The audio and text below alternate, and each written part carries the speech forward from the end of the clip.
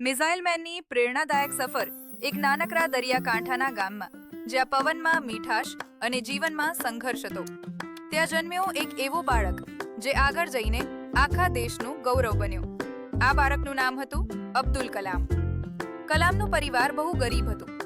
તેમના પિતા બોટ ભાડે આપતા અને માતા ઘર સંભાળતી. પૈસા ઓછા હતા, પણ સંસ્કાર અને મહેનત બહુ હતી. નાના કલામ શાળાએ જતા અને શાળાના પછી અખબાર વાંચતા.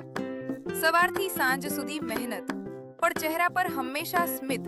તેમને આકાશમાં ઉડતા વિમાનોને જોઈને એક સપનું આવ્યું. એક દિવસ હું પણ આકાશમાં કંઈક મોટું કરીશ. ગરીબી હોવા છતાં કલામે ક્યારેય પોતાના સપનાઓને છોડ્યા નહીં. તેમણે ખૂબ મહેનત કરીને એરોસ્પેસ એન્જિનિયરિંગમાં અભ્યાસ પૂર્ણ કર્યો. પછી તેમણે ઈસરો અને DRDOમાં કામ શરૂ કર્યું. તેમણે ભારત માટે મિસાઇલ બનાવવામાં મહત્વપૂર્ણ યોગદાન આપ્યું. આ મહેનતના કારણે જ તેમને મળ્યું એક ખાસ નામ, મિસાઇલ મેન ઓફ ઇન્ડિયા. પર કલામ સાહેબ ક્યારેય ગર્વમાં આવ્યા નહીં. તેઓ હંમેશા સરળ અને નમ્ર રહ્યા. તેમને બાળકો ખૂબ ગમતા. તેઓ હંમેશા કહેતા, સપના જુઓ, મોટા સપના જુઓ, કારણ કે સપનાઓ જ સત્ય બનતા હોય છે.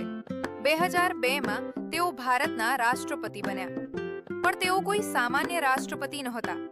તેઓ પીપલ્સ પ્રેસિડેન્ટ હતા, લોકોના દિલમાં વસેલા. તેઓ વિદ્યાર્થીઓને મળતા, તેમને પ્રોત્સાહન આપતા અને